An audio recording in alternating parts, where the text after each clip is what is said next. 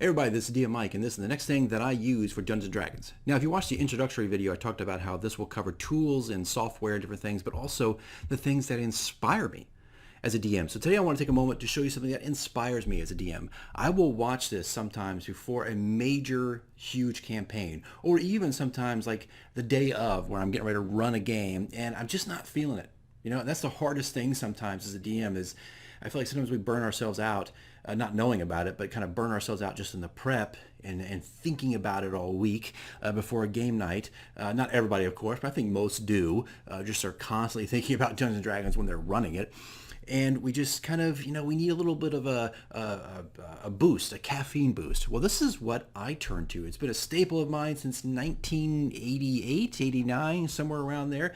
And it's this. I'll probably maybe put a big picture up here, make it a little bit easier for you guys. But it's this. It's Record of Lotus War. I came across this in the late 80s, early 90s, and this is a time when manga just wasn't quite available, or anime wasn't quite available. I remember things like Evangelion and Robotech, of course, which was highly Americanized, and like Vampire Hunter D. But then suddenly, out of nowhere, my friend, who was from Taiwan, brought this VHS set that was, I think, 9 or 12, I can't remember now, episodes, and suddenly he opened our eyes to Dungeons & Dragons. We were just getting into D&D at the time, and it was just this, it felt like D&D animated. It was just so well done. Now, here we are 20, 30, 40 years later. It's going to be a little tropey for you. It's going to feel a little bit different to me.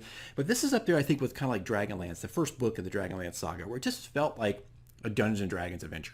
Now, there are two things in here, okay? There is the original video animation series. That's the one you want to watch, okay? But then there's a second one. The second one is the follow-up. And what you could do is take this and put it into a wood chipper. Okay, look, it's just not that great, all right? I tried to get through it. I've tried to get through it several times. It's just not good. There's people out there who love it. Great. If you love it, fantastic, whatever. I find it just does not hold a candle to the original series. This is what holds up, if you ask me. So I think when I bought this, it was like $60 or something, closer to 80 on Amazon. I think right now it's sitting at like $25. So it is totally worth it. But look, this is what inspires me, and I just recommend that you give it a shot. You probably could find an episode or two on YouTube to go check it out. It's pretty, tropey in a lot of ways. It's very standard, but even the music on this is really good. I have all the soundtracks for it. My friend had to go back to Taiwan. He visited his family and brought me back some soundtracks. It was really hard to get a hold of back then. But this rejuvenates me. It's one of those things that just helps me and inspires me every single time I watch it to come up with new ideas and new concepts for Dungeons & Dragons.